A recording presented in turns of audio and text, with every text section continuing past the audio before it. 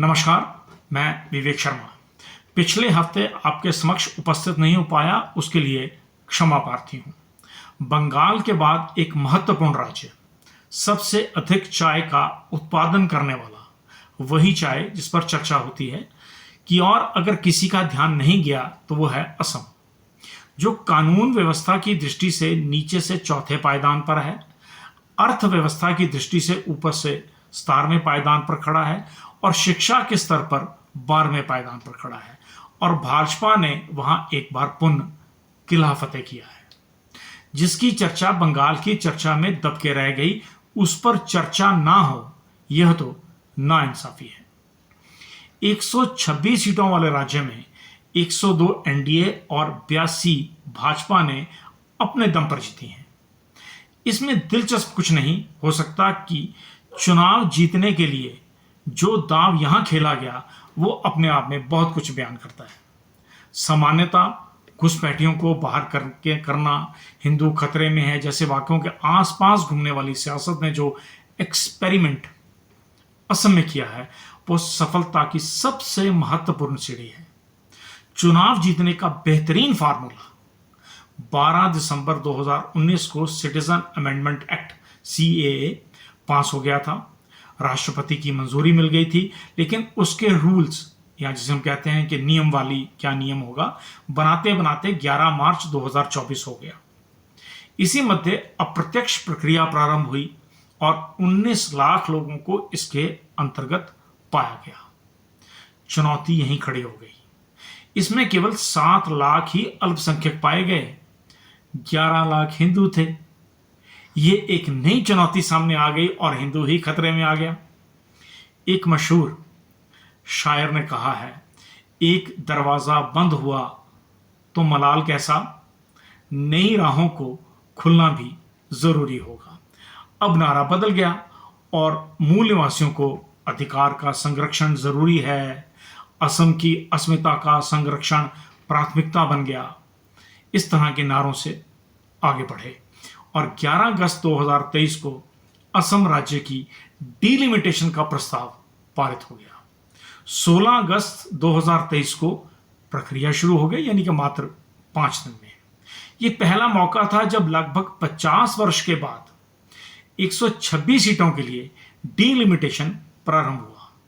और दिलचस्प यह रहा कि इस डिलिमिटेशन का आधार 2001 की जनगणना को बनाया गया, जबकि उसके बाद की 2011 की जनगणना के आंकड़े देश के पास उपलब्ध हैं, लेकिन हमने 2001 की जनगणना को ही बनाया। जनगणना यानी कि आबादी के संतुलन के आधार पर जो डिलिमिटेशन प्रारंभ हुई वो खत्म होते होते जाति धर्म के संतुलन का आधार बनकर संयोजित तरीके से प्रस्तुत कर दी गई। और विधानसभा की 126 सीटें 126 ही रह गई। तो बदला क्या? बदली विधानसभा की तस्वीर बदली। कई चुनावी समीकरण जहां अल्पसंख्यक ज्यादा थे उन सीटों को आरक्षित कर दिया गया, कुछ जगहों को तोड़ फोड़ कर दी गई, कुछ क्षेत्रों को दूसरे विधानसभाओं से जोड़ दिया गया, कुछ को काट दिया गया, कुछ सीटों को समाप्त कर दिया गया, कुछ को नया बना दिया गया। आधार जनसंख्या से ज्यादा जाति और धर्म की जनसंख्या रही और सीटें 126 थी, 126 ही रही, क्योंकि 2026 की जनगणना के बाद यह कवायद फिर शुरू होगी। दूसरी और एक दिलचस्प कोशिश, आप कहें तो भ्रमित करने का एक ऐसा खेल खेला गया कि लोकसभा में 33% महिला आरक्षण अमेंडमेंट बिल प्रस्तुत कर दिया गया। जिन्होंने प्रस्तुत किया उन्होंने अपने खाते की 90 सीटों में से मात्र 7 सीटें महिलाओं को दी, यानी कि केवल 8%। जिन्होंने इसका विरोध किया उन्होंने 101 में से 13 सीटें महिलाओं को दी, यानी कि 13%, लेकिन भुना नहीं पाए कांग्रेस। पुनः सियासत की शतरंज में मात खा गई। भाजपा केवल 4 महिलाओं को ही जिता पाई और कांग्रेस 1 को। भाजपा के लिए आरक्षण इलेक्शन का मुद्दा नहीं है। आरक्षण की आड़ में महिलाओं का वोट प्राप्त करना योजना का हिस्सा था, अर्थात चुनाव जीतना था। वो सफल हुए। एक और दिलचस्प आंकड़ा, 2021 में कांग्रेस का वोट प्रतिशत था 29.7% और सीटें आई थी 29, और इस बार वोट परसेंटेज रहा 29.84 और सीटें आई 19। और कांग्रेस से लगता होगा कि उन्होंने 19 सीटें जीत ली हैं, परसेंटेज भी थोड़ा बढ़ गया है, लेकिन हकीकत यह नहीं है। 19 सीटें जो आई हैं वो आई नहीं हैं, वो दी गई हैं। वर्तमान परिवेश में जिस तरह से चुनावों को मैनेज किया जा रहा है, वो दांडी मार्च वाले स्टाइल पर नहीं चलेंगे। विपक्ष को यह सोचना होगा, जिनके साथ आप लड़ रहे हैं वो ग्राफिक्स पर चुनाव लड़ते हैं, मुद्दों पर ध्यान परिवर्तित करते हैं, चुनावी चर्चा टीवी, अखबारें और चाय पर चर्चा तय करते हैं। इस देश में अगर कोई ख्वाब देखता है कि वो भाजपा को सत्ता से बेदखल कर देगा, तो वो ख्वाब ही देख रहा है। जब तक भारत में विपक्ष अपनी रणनीति नहीं बदलेगा, तब तक वो जीतने का ख्वाब छोड़ दे।